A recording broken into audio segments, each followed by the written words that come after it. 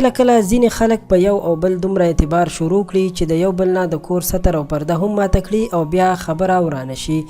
دا ویډیو در سره د دې باره کې شریکوم چې یو ځوان څنګه خپل ملګري دوکه کو او د هغه ښځه یې ناروا کار کولو ته مجبوره کړه.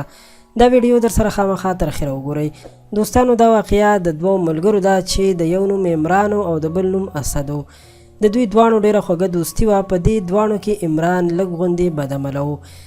دوی دواړه یوه ورځ د کور بیټک کې ناست و چې په یو طریقه عمران د اسد ښځه ولیده چې ډیره ښایسته وه. که څه هم اسد په دې هر څه باندې پوه شو خو بده یې ونه ګڼله ځکه چې دوی دواړه دوستانو او ویلي چې د یو بل د عزت په خیال ساتو او موږ لکه ورونه غوندې یو.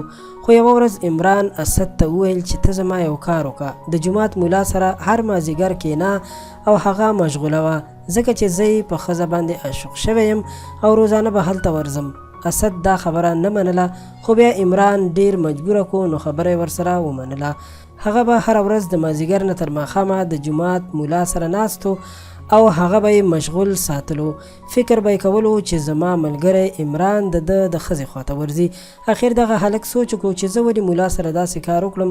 دا خو ډېر ښه انسان دی. راځه چې ټول حقیقت ورته بیان کړم او که زما سر پکې هم ځي خو حقیقت به وایم.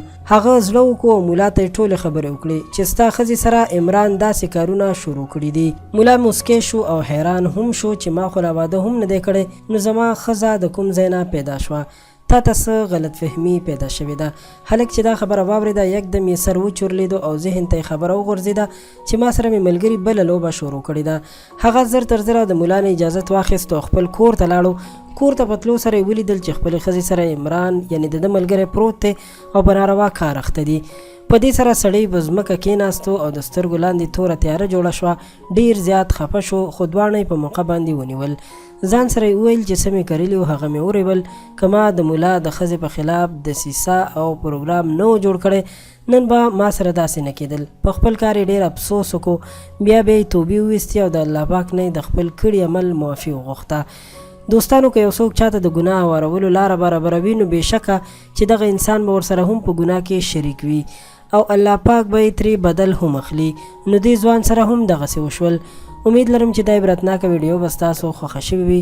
له نورو همدغسې ښایسته معلوماتو لپاره پښتو پوسټ چینل سبسکرایب کړئ. تر بیا د لوی الله په امان.